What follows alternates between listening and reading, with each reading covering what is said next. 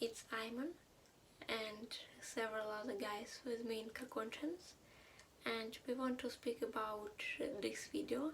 It's our first interview that we made. We know that we already published interview, but this interview wasn't the first that we made. And this video is an interview with Nai. Nai is part of the multiple system. They are non-binary person, and they lived in blind and autistic body. And I don't want to be seen in the video, and so this video would be more like a podcast.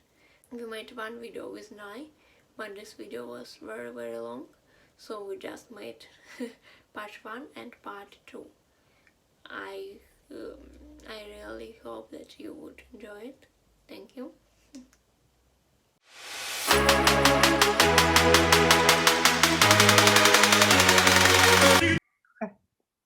So tell a little bit about yourself, who you are, what is your disabilities, what's kind of marginalized group that you belong, and Okay. Yeah. Okay, so my disabilities, I'm blind, I'm autistic, I have several chronic illnesses, and I have PTSD and multiple and other marginalized groups, I'm trans and queer. So yeah, kind of yeah, it's like me. Most of us are queer too. Yeah, now it's me, Ayman, and I think her boy Visa, and I think the new guy. He don't choose his name yet. Yeah. So I just say who's floating and who's floating in your system now? I honestly don't know who's in front right now. Yeah, it's very often happened with us too. Yeah, some combination. Yeah. People. We spent most of our life in Cocoon, so. Right. Tell a little bit, do you engage in some kind of disability right activism or neurodiversity activism? Well, nowadays I mostly just try to involved in, marches or events and stuff, but now that I work full time, all my energy goes into that. So I don't really have energy left for things outside of work. So I pretty much just do online and just through personal interactions, one on one. I just try to bring forth that awareness through talking to people. Yeah, I understand. Do you like where you're working now? This place, this organization? I like my job in general. Right now with COVID, it's a little frustrating, but overall I like it because I work with deafblind people. I teach them how to use technology, and so I like a job that involves teaching people and helping people be able to stay connected to their communities. Right now with COVID, it's a little hard because most of the clients need tactile or touch for sign language and other communication. So it's been very hard to give my clients the level of service that I want to be able to give them through just email and texting and so on. So, but in general, I love my work and I like working with people. I like that.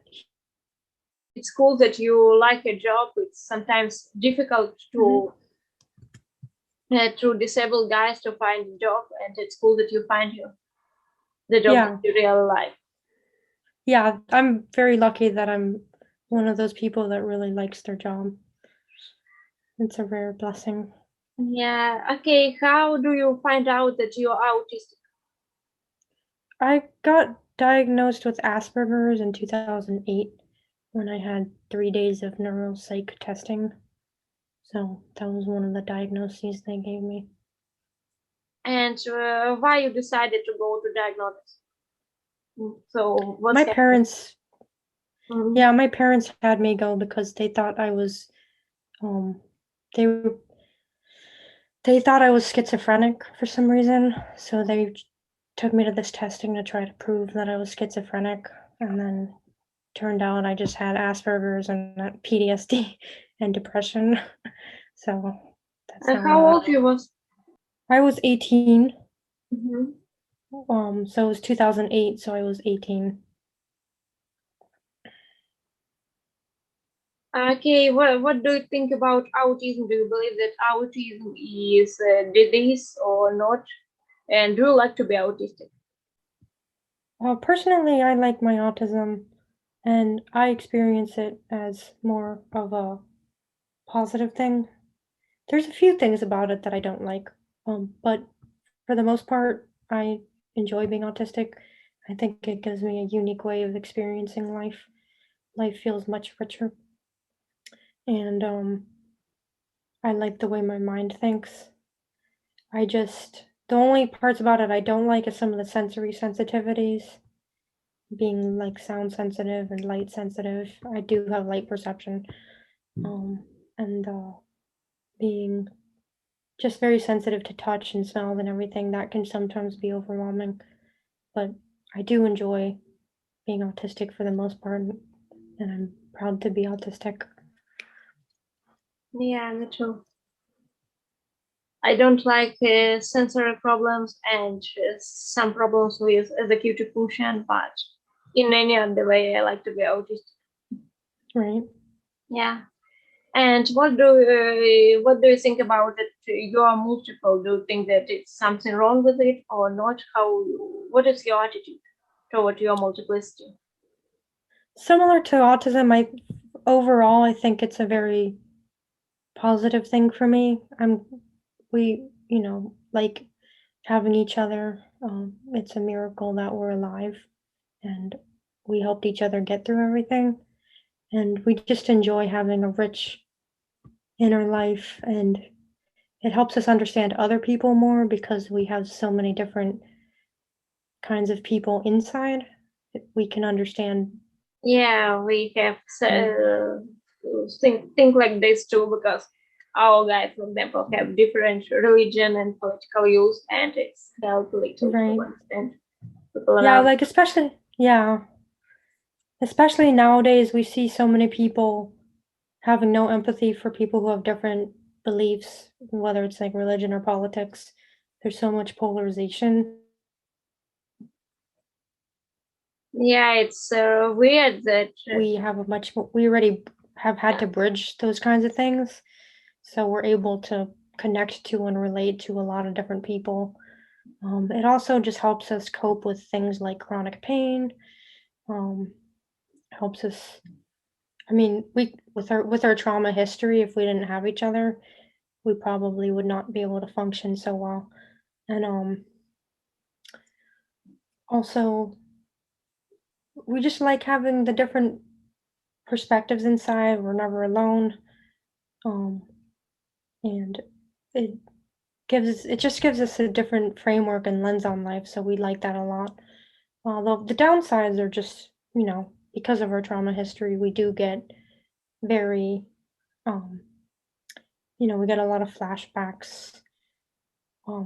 We have to deal with a lot of triggers. One example is the mask. The COVID mask is really hard for us because of our trauma history. So there's parts of multiplicity that we find really hard. And it can also just it can be hard to have to always negotiate and compromise to do everything from picking out our clothes to like what we eat and stuff. So sometimes it can be draining to have to constantly field all these opinions and feelings, and to never just have sort of a clear sense of like we think the benefits far outweigh the drawbacks, and we're glad to be multiple. Yeah, me too. When I find out that I'm part of the system, it was the first time in my life when I don't want to erase some part of my history because I understand that if these events wouldn't happen, some of my artists, some of the people in our head wouldn't exist. So, Right.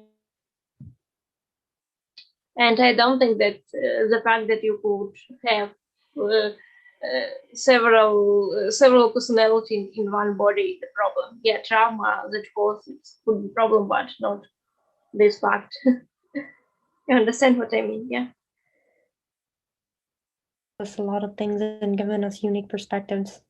You Yeah. know, like we're not afraid of death because we've already almost died so many times that it's just like, okay, well, we're very at peace with that, things like that.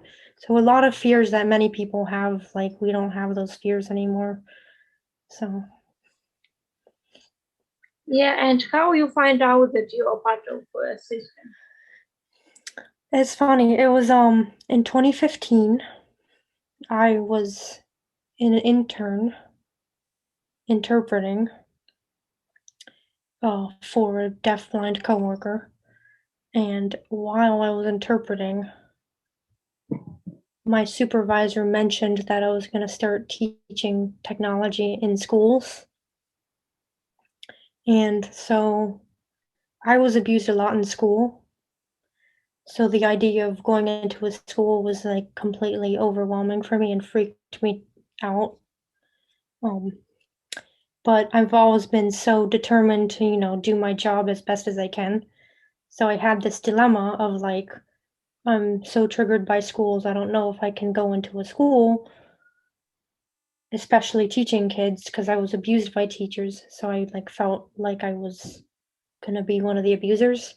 But then at the same time, I wanted to, work with the kids and be able to teach them. And, I like teaching and I like helping people. So I had this dilemma. And so I was just like, how am I going to do this? Um, so as soon as I went home, I was like panicking, like, I don't know how I'm going to be able to do this. Yeah. So that's when I met one of the other people in here, and he said he would do all the teaching. And ever since then, he's been doing a lot of the teaching. Over the years, we've become much more co-conscious, so we talk a lot more than we used to. So you are spending most of your life in co-conscious, like you say to me. And what it's mean to you, how it's influenced your life?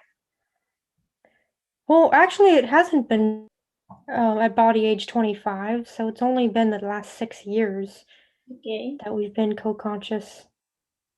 Yeah, but since you find out that you're part of the system, you live most of your life in co-conscious. Is it correct? We gradually met more people between 2015 and 2018 when we got diagnosed. And then since about 2018, we've spent most of our time co-conscious. And how it's influenced your life? And who is fronting more what the who, in their system? How many guys who like to front more? They do all the work stuff. And then there's one other person who spends a lot of time in front outside of work. So it's 5 main people. And then the rest of us don't come forward that much. So it's 5 main people. Do you have someone who is fronting more than other or not, or who is more in cocoon with other than others guys, or no?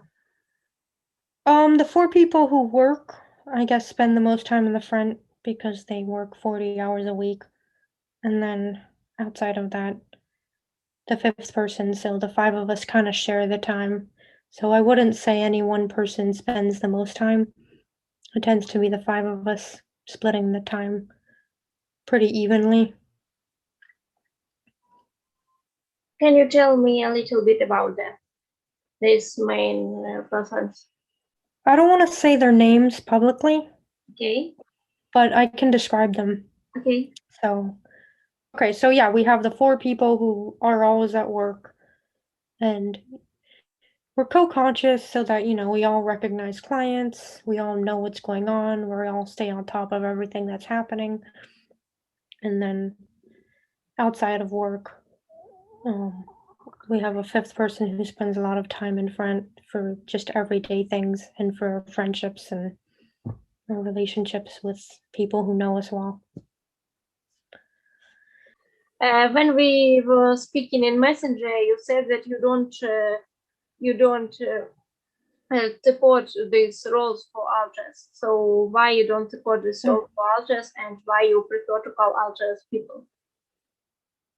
I prefer to call alters people too, by the way. Just interesting about your opinion. So it's not so much that we don't support roles, it's just that we don't experience our people as having these roles. We just experience them as whole people. So it's kind of like we don't think of our outside friends as like, oh yeah, she's the health coach and oh yeah, she's the this and that. We just like we think of our outside friends as whole people who do a lot of different things and have all these different personality traits and are whole people, we think of our inside people the same way. They're whole people, so they're much more than just any one role or any one task. Sure, they have areas of strength and skills, um, but they're more than just any one role. They're not just a gatekeeper or just a protector. They're, you know, there's some of us who do a lot of protecting. There's some of us who do a lot of nurturing, but that's not all any of us do. So we're just people.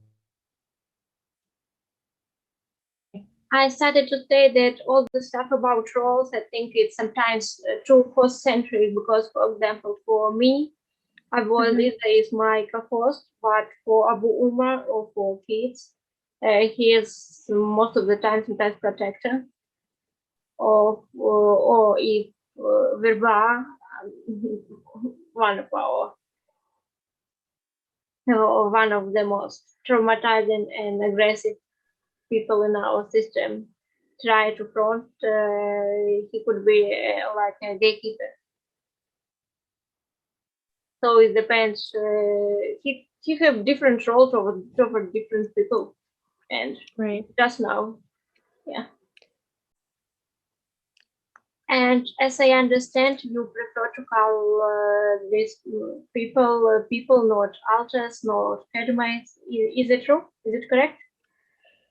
Um, I mean, we think of them as people, just like outside people, Yeah. but we don't really care about the terminology that much. If people want to call them alters or personalities or headmates.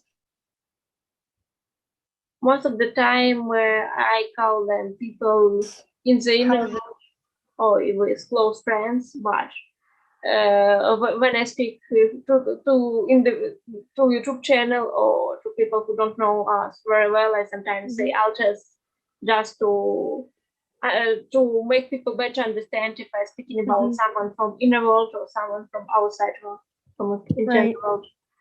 So Yeah, and so we'll use language like alters because that's what people understand. But at the end of the day, we don't care that much about which word. As long as we feel like we're respected as people, that's what matters. okay. So this question about your blind experience. How your blind experience affect your autistic experience or your experience as a system? I mean, I guess the main way it's just that we're all blind and autistic because the body is. Um, so that's the main way it affects our experience. Um, and then, our different people have different feelings about blindness. So, Is it difficult to be a blind person in autistic community or not? okay. So it's hard. It's definitely hard to be blind in autistic culture and autistic in blind culture because both cultures don't really understand the other one. So, like, for example, in autistic culture, there's a lot of focus on visual things like creating. diagrams or interaction badges and things that require sight. And then in the blind culture, there's a lot of expectation for neurotypical norms. So it can definitely be hard to fit into either community. So at this point, I just find friends and I find people that I connect with, and I just sort of interact with people either one on one or small groups. And what about be blind in a multiple community, or do you communicate with other multiple systems? So, yeah, we don't really interact with the multiple community at large. We just have a few friends who are systems that we are friends with. So we're friends with one system where the body is deaf-sighted, and we were friends with another system where their bodies was partially deaf, partially blind, but they passed. So we don't really interact with many multiples. Sorry, it does someone. I think it's someone. Some of our kids appeared in Kakon and tried to prevent me from speaking because this kid has problem with speech, and now I have some problem. Gotcha. Okay. Okay. If you need to type, I can read the chat. No, I think I could speak again. Okay. Yeah. Uh, uh, so about your blindness, you said that most of the people have different opinion in the system. People have different opinion about blindness. It's mean, do most of you accept it, or do most of you want to cure? Most of us accept our blindness. Most of us are proud to be blind. A few people wish they were sighted. Do you see some positive stuff in be blind or not? Yeah, there's a lot that we love about being blind. We love our blind world of tactile. Um, Can you tell about it a little more? sure. Um, yeah, so for the most part, there's a lot that we love about being blind. We like our tactile world. We love Braille. We love teaching other people Braille. We like that we've always had to learn other ways to do things. We've become very creative with coming up with solutions. We like that it's made us more connected to the unseen parts of life. And so there's a lot that we enjoy about our blindness. Yeah. Do you was blind all your life or not? We had some level of vision loss our whole life, but we did used to have some vision growing up, and then um, then it got worse. So It was difficult to accept at first, or not so difficult? because we always had some level of vision loss, the transition was easier because we were used to relying on our hearing and our other senses. Um, so it wasn't as hard a transition for us as it is for most people to go from fully sighted to fully blind. Um, but there was obviously a adjustment period learning Braille. So over it wasn't that hard of a adjustment because other parts of our life were so much harder that next to those things, being getting used to being blind was easier. So, we were like afraid for our life and we were being severely abused. So next to that, adjusting to blindness was easier and it actually got us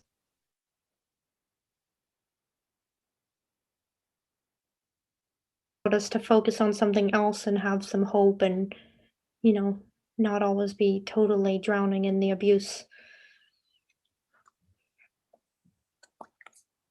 Yeah, I'm sorry that you faced abuse. Yeah. Yeah, like learning Braille every day was nice. We'd spend several hours practicing and, that would give us a break from the trauma. So, Yeah.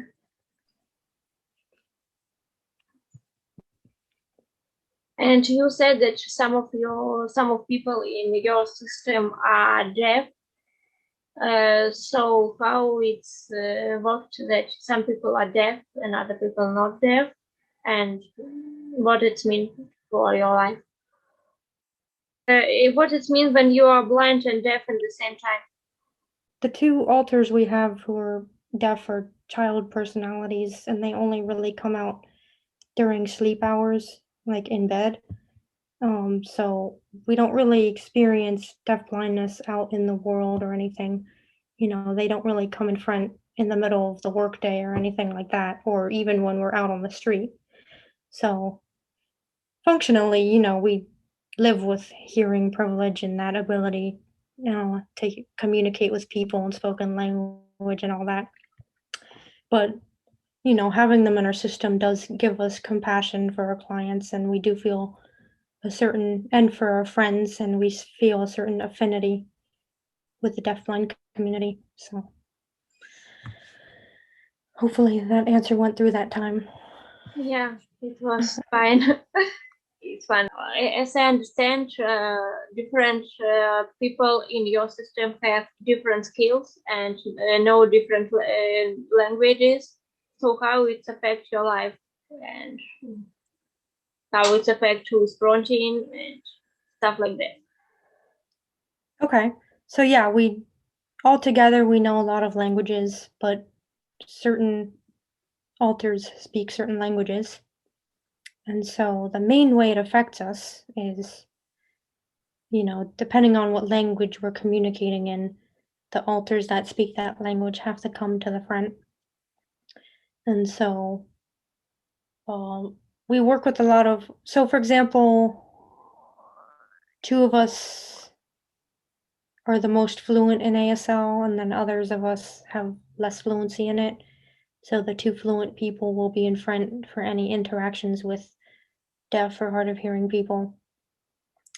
And then we also have quite a few Spanish clients that we work with, and so certain alters have to be in front for those times. And then, we have some friends who speak Russian, and then certain alters have to be in front for that, for any Russian conversations, and same with French, and then the other languages too. So it basically the language that people communicate with us affects who comes in front based on who knows that language. So most of the time it's working. If sometimes something happens, like someone started speaking Russia with you, but the others who know Russia is not fluent now. It's something like this happens sometimes or not. Yeah, so that happens a lot, but what we do is we'll try to go find somebody who speaks Russian, and we're pretty good at that. So that helps us pass as singlet, not multiple, with people who don't know that we're multiple. Um, so otherwise it would be like, oh, we're stuck not understanding. But usually just hearing the Russian or other language will bring the people in front who know that language naturally. Wow. So it's not something that you need to work with communication. It's something that appears all by themselves, or you working on it, or you was working. Yeah, so Yeah. yeah, Sorry. like hearing the language or reading it itself will bring the people in front who can understand it. It's like a positive trigger in that way, just like negative triggers can bring certain people in front. There's also positive stimuli that can bring people in front. And so hearing Russian, then the Russian speakers will come in front to help out so that we can use the language or whatever. How you're working with negative triggers? For example, if someone was triggered by abuse stuff that associated with abuse situation, how will you work with it? So that's where usually what'll happen is certain alters who are not triggered by that thing will come in front. So sort of like the story we told about how when we first realized we were multiple, what was happening was an alter who was not triggered by schools came in front to teach in the schools because I couldn't. So what will happen is the alters who get triggered will go in the back, and then the people who aren't triggered will come in front. And so the upside of that obviously is we can do a lot of things that are triggering for many of us day to day because alters who aren't triggered can come in front. The downside of that obviously is that we end up avoiding rather than processing through the triggers. So we have to do a lot of intentional work in order to actually work through triggers and not just have our system shift around so that it's avoided.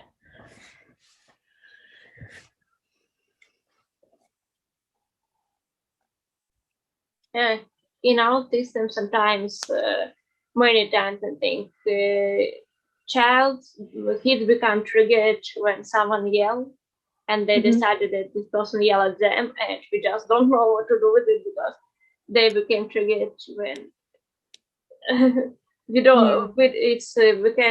was sudden all of the time. It was sudden, and sometimes it became difficult after that because my body image is changed, and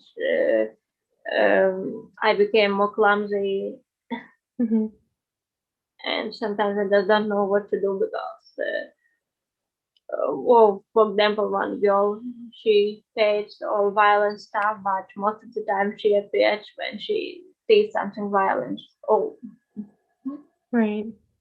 We don't have such a good communication because we find out that we're system only in December. Right. Yeah, in the beginning it was much harder. We've gotten better now at, things flowing more naturally. But we did have to do a lot of work, and we still have to sometimes work to make sure that like vulnerable alters don't come in front. Sometimes it can. Like a few days ago, we came across a commercial about Jessica Long, the Paralympian, and it just so happens that she and I are from the same orphanage. So when we watched the documentary, we were exposed to footage of our own orphanage, and so like that would be an example of where it was really hard not to have these like really vulnerable alters coming in front, and we had to work really hard to like stay present and not get totally lost in that early childhood trauma memory. Yeah, I have stuff like this. I think months ago when my soul teacher write to me about school when we were learning when we were kids about our old address in Ukraine, Donetsk, and after that I was in daydreaming kind of sort. I was daydreaming, but after I read this mail, everything stopped, and I started crying and crying, and I was going to the pharmacy. It was in the city center. I don't understand what's going on with me. I just can't stop crying because one of our alters, one of our littles was triggered. Because it was I'm about sorry. school, it was about our old address. Yeah. Right. I'm sorry. I'm sorry Yeah. that all of this happened with you too, about all this Yeah. stuff. I think that it's awful, and I think that all this system with children now it's deeply unjust. All this ageistic system. Thank you so much for your attention. Don't forget to subscribe to our channel. See you next time. Bye.